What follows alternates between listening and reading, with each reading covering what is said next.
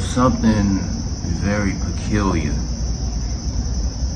that I received as a download about spiritual warfare in general, is that one of the most underestimated forms of infiltration comes through what is known as espionage. Espionage is when an agent is sent in with the objective to emulate causes that he's against, but pose as if they're really for that cause, to camouflage false loyalty and allegiance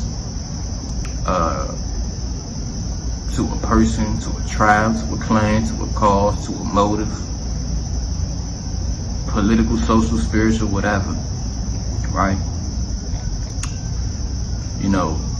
Spiritual warfare has the same inclusive tactics. When you hear, biblically speaking, how the Most High states that his enemy can appear as an angel of light, deceptively posing as an empath or somebody who has the faculties of love and all the other spiritual assets that define a true servant and warrior for the Most High, right?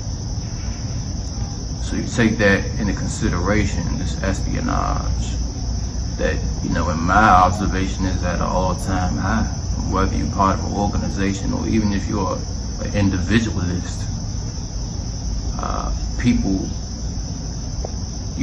arriving into the lane of your algorithm, and it's like, where the fuck did they come from, right? Whether they're good or bad, they coming through portals, or they coming because they were like literally sent to you. But the thing about it is, most people misinterpret or misappropriate what level of extent those who work for good are able to take. They think that they are unable to take the same extremes as those who work on the side of evil. But if angels, or more so, if the enemy of God, him or herself, can pose as an angel of light to infiltrate the ranks of the kingdom of righteousness, then why can't those on the opposing side do the same? You got a lot of people out here claiming that demon time shit that, if you rewinded their history, nothing that they were taught reflects that they were supposed to end up that way. They just kind of like absorbing certain faculties and symptoms of the trends that are being set in order to camouflage themselves.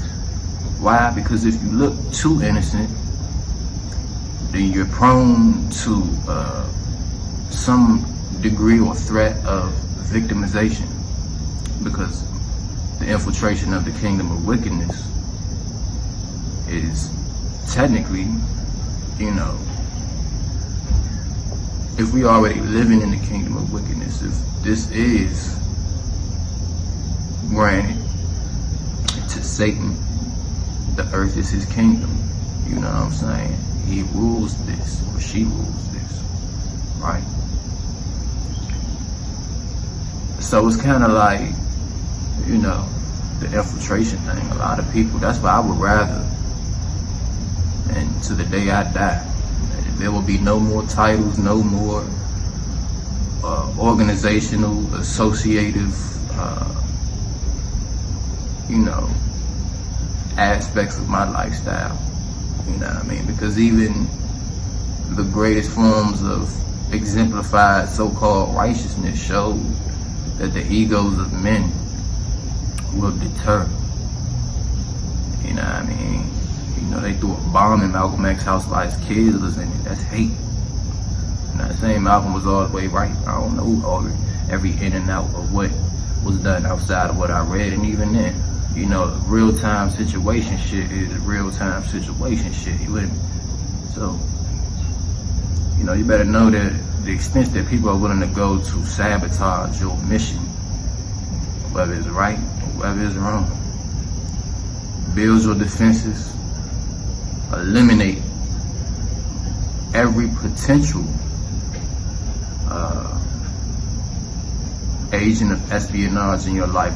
I'm gonna tell you something else. Speaking on the reference of Malcolm X, reading one of the most recent books that was written about him, they say that one of the closest people to him, and he had hand-selected ranks, you know what I'm saying? He had a federal agent, literally, in his circle every day.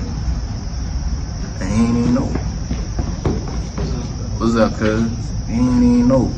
So, when you have that level of espionage and people who are objectively, intentionally involving themselves in your life, not to befriend you for the sake of befriending you, but to befriend you for the sake of gathering any facet of information that they can to,